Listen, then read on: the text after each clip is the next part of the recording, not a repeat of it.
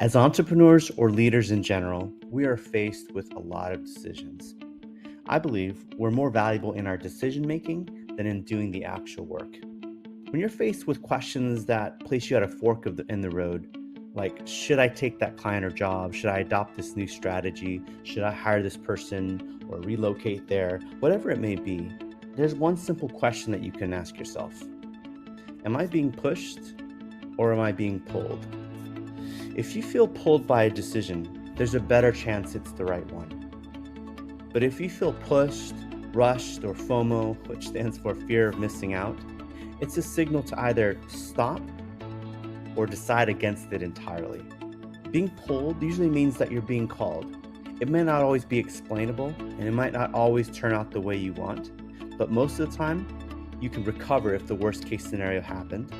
You'll have the knowledge and insight, and maybe even the connections to lead you to the ultimate goal or something even better that you didn't expect. And you won't be riddled with regret.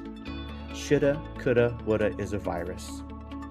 And usually that's harnessing your gut instinct. And from my experience, your gut instinct tends to lead you into the right decision more often than not. But if you're feeling pushed, that usually means that you're just doing what always has to be done instead of doing what's better, what really matters, or can change your life.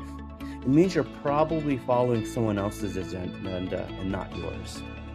Or you're operating from a scarcity mindset, which usually ends badly instead of abundance.